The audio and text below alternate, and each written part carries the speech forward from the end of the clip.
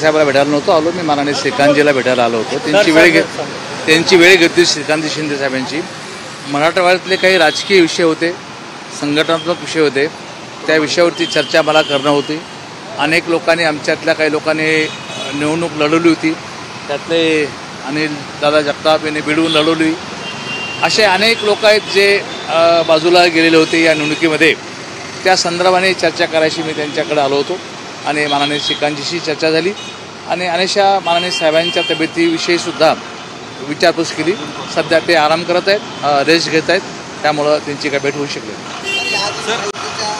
मंत्रिमंडळामध्ये आपण मंत्री होतात, त्यानंतर आपला 2019चा पराभव झाला, आता पुन्हा निवडून आलेला आहे, त्यामुळे मंत्रिमंडळामध्ये वर्णी लागावी असं नाही, मुळीच तो विषय नाही. मी तुम्हाला सांगितलं ना, आज फक्त मराठवाड्यातल्या संघटनात्मक बाबीवरती चर्चा करण्यासाठी मी श्रीकांतजी यांची वेळ घेतली होती आणि त्याप्रमाणे मी त्यांच्याशी बोललेलो आहे. सर, आपण बघतोय की आतापर्यंत जालन्यात जर बघितलं तर भारतीय जनता पक्षाकडे नेतृत्व जात होतं मंत्रिमंडळात. यावेळी मंत्रिमंडळात जालना जिल्ह्याला शिवसेनेकडे नेतृत्व मिळावं अशी तुमची अपेक्षा आहे का?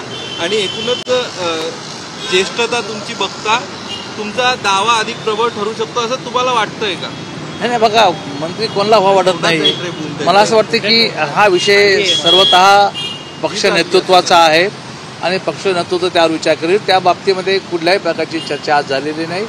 संघटन पातळीवरची चर्चा झालेली आहे, तेवढाच एक विषय होता, बाकी हा विषय नव्हता आमच्या चर्चा. सर, आपण बघतोय आता मंत्री पदा ज्यांना द्यायची आहे त्यांचे सगळ्यांचे रिपोर्ट कार्ड अमित शहा यांनी मागितले असल्याचं कळतंय. शिवसेने असेल त्याचं मला त्यातली काही कल्पना नाही. थँक्यू, धन्यवाद. गावाला गेलेले आहेत, बोलतात काहीतरी नाही, मला